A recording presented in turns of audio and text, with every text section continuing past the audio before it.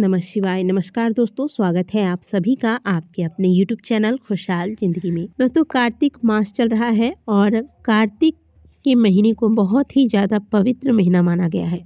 इसकी सबसे बड़ी विशेषता ये है कि इस महीने में भगवान श्री हरि विष्णु जल में निवास करते हैं, इसलिए कार्तिक स्नान का विधान शास्त्रों में बताया गया है। कार्तिक महीने में ब्रह्म मुहूर्त में उठकर स्नान करना तथा दीप दान करना और तुलसी जी की सेवा करना उच्च फलों की प्राप्ति कराने वाला बताया गया है। इस महीने में किए गए किसी भी धार्मिक कार्य का फल व्यक्ति को अन्य महीनों के मुकाबले कई गुना अधिक प्राप्त होता है तथा उन पुण्य फलों की प्राप्ति होती है जो कभी समाप्त नहीं होता, जिसे कि और व्यक्ति के जब पुण्य फलों का उदय होता है तभी उसके द्वारा किए गए पाप कर्मों का नाश होता है और व्यक्ति का भाग्योदय होता है। व्यक्ति को सुख समृद्धि की प्राप्ति होती है।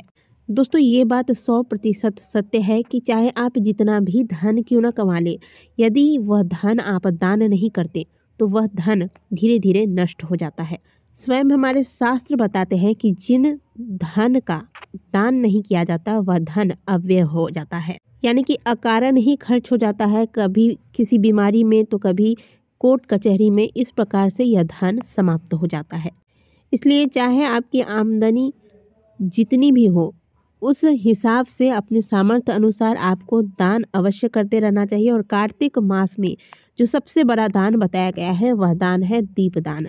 यदि आप इस पूरे महीने में प्रत्येक दिन कुछ भी दान नहीं कर सकते तो भी कुछ विशेष तिथियां, जो कि अब इस महीने का कुछ ही दिन शेष रह गया है और इसमें भी इस महीने में जो शेष तिथियां रह गई हैं, इसमें कुछ ऐसे विशेष तिथियां हैं जैसे कि आंवला नवमी, देवउठनी एकादशी, बैकुंठ चतुर्दशी, देव दीपावली।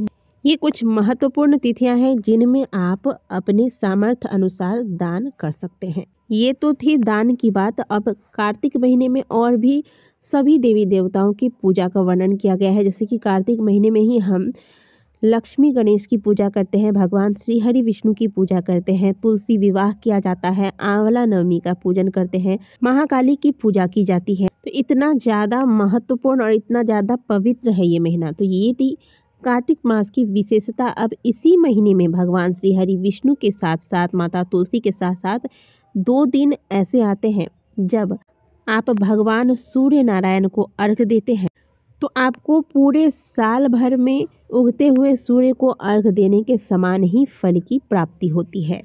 सूर्य देव को अर्घ्य देने के तो फायदे अनगिनत हैं, जिसके वर्णन भी नहीं किए जा सकते। और सूर्य की आराधना के लिए भी विशेष करके कार्तिक मास में 2 दिन ऐसे होते हैं जिसमें जिसे कि हम सभी आस्था और विश्वास का महापर्व छठ महापर्व के नाम से जानते हैं।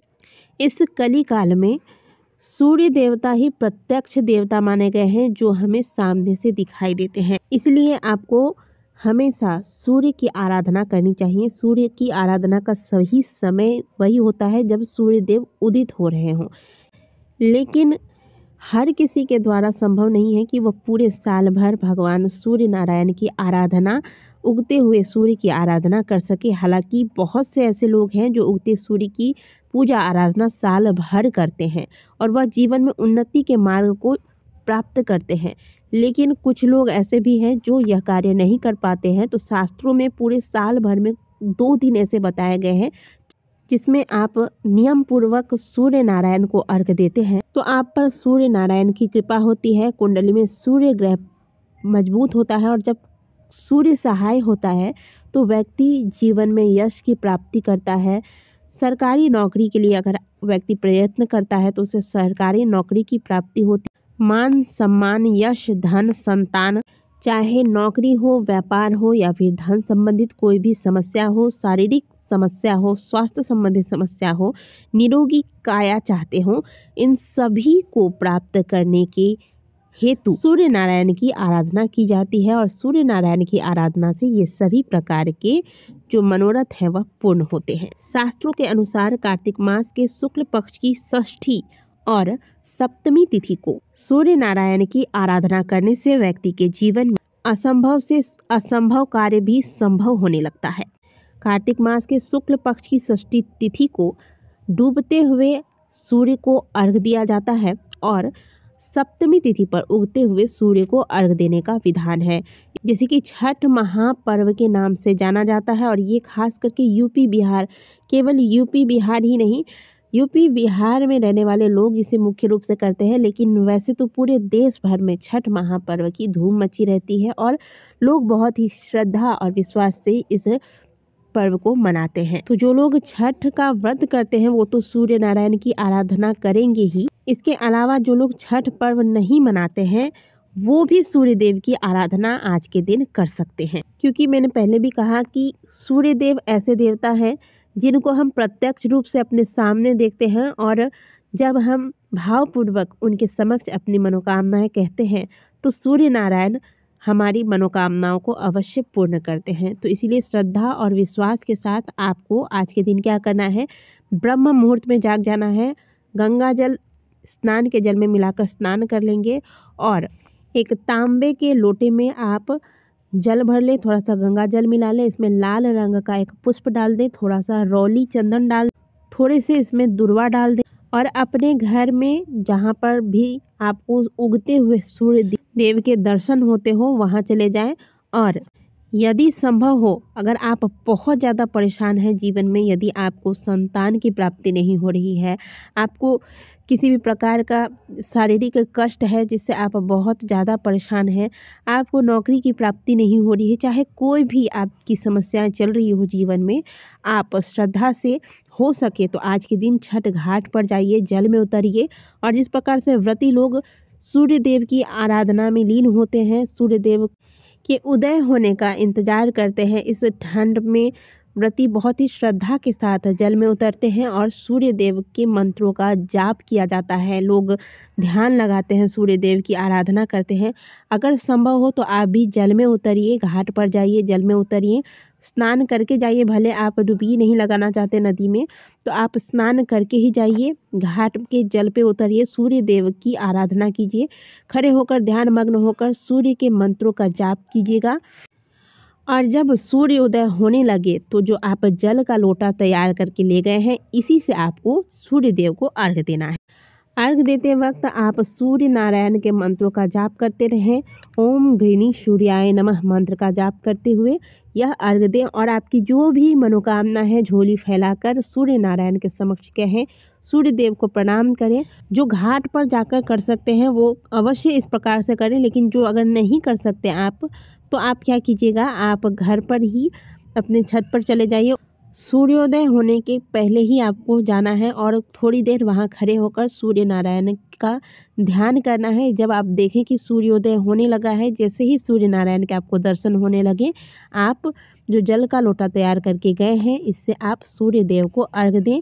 सूर्य देव को अर्घ देते वक्त आपका जो दोनों अंगूठा है वह पात्र से, जो जल का पात्र है उससे स्पर्श नहीं होना चाहिए, और आपका हाथ आपके सिर से ऊपर होना चाहिए। इस दौरान आप सूर्य के गायत्री मंत्र का भी जाप कर सकते हैं। मंत्र है ओम आदित्याय विद्महे दिवाकराय धीमहि तन्नो सूर्य प्रचोदयात्।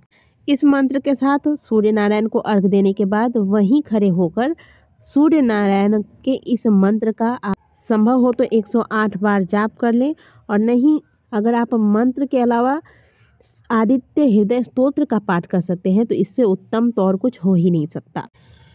इसके बाद सूर्य नारायण को प्रणाम करके आप वापस आ जाएं। यदि आप चाहते हैं कि आपकी कोई मनोकामना है जो पूर्ण हो जाए और पूर्ण होना चाहिए, तो आप आज से लगातार 21 दिन तक इसी विधि से सूर्य नारायण को अर्घ दें इसी समय। तो दोस्तों, यदि आप घाट पर जाकर कर सकते हैं तो घाट पर इस प्रकार से सूर्य देव की आराधना करें, नहीं तो घर पे ही छत से जाकर कर सकते हैं तो करें। जो माताएं बहनें हैं जो संतान का सुख चाहती हैं, संतान की प्राप्ति नहीं हो पा रही है, तो ऐसे में आपको छठ घाट पर आज के दिन जाना चाहिए। और जो पुत्रवान और सुहागिन महिलाएं छठ की पूजा कर रही होती हैं उनसे प्रातःकाल की जो पूजा होती है, पूजा के बाद जब पूजा पूर्ण करके तो उनसे आंचल फैलाकर आपको प्रसाद लेना चाहिए, बाहर आके पैर छूकर प्रणाम करना चाहिए। कम से कम 5 व्रती महिलाओं के पैर छूकर प्रणाम करें, उन्हें सिंदूर लगाएं और उनसे आंचल फैलाकर उनसे प्रसाद लें। ऐसा करने से, और छठ घाट पर छठ माता को और सूर्य नारायण को आप संतान प्राप्ति के लिए प्रार्थना करें, या फिर यदि आपकी कोई और भी मनोकामना है तो उसे भी आप जब आप जल में उतरते हैं सूर्य नारायण की आराधना के लिए, तो उस समय कह सकते हैं सूर्य नारायण की कृपा से आपकी मनोकामनाएं पूर्ण होंगी। दोस्तों आशा करते हैं कि आज की दी गई जानकारी आपको अच्छी लगी होगी। वीडियो अच्छी लगी है तो वीडियो को लाइक कीजिएगा, कमेंट बॉक्स में जय सूर्य नारायण अवश्य लिखिएगा। आप सभी को छठ महापर्व की ढेर सारी शुभकामनाएं।